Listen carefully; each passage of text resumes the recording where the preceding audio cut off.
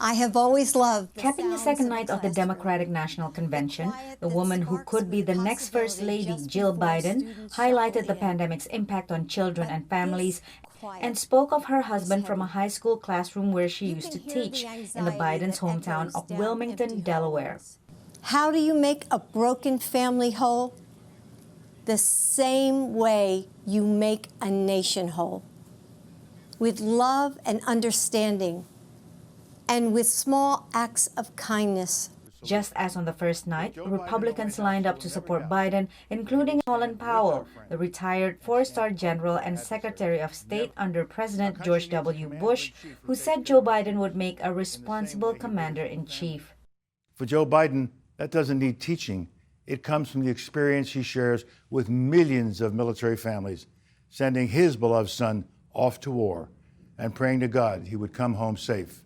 Their presence highlights the white tent message of unity that Democrats want to convey, targeting moderate Republicans and independents.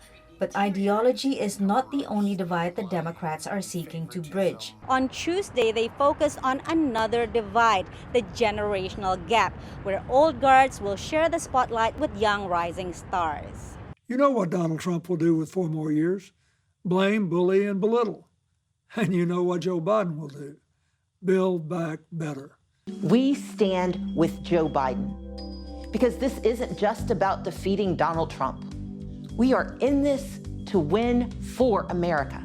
And the great state of Alabama cast 52 votes. Everything is done virtually, including the traditional roll call, where delegates cast their votes based on the result of each state's primary or caucus. We're going to look back on this and call it the Zoom convention, because I think some of the moments that might have seemed awkward or might have seemed like the picture was a little grainy, I think that's part of many of our lived experience now. And more to the point, is in fact how we are having relationships in some cases with coworkers, family members, people that we care about.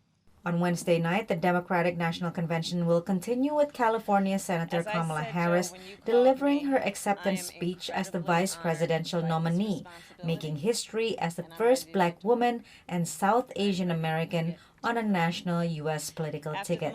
From Wilmington, Delaware, Patsy Widakuswara, VOA News. A resounding message that Joe was the person to lead us forward.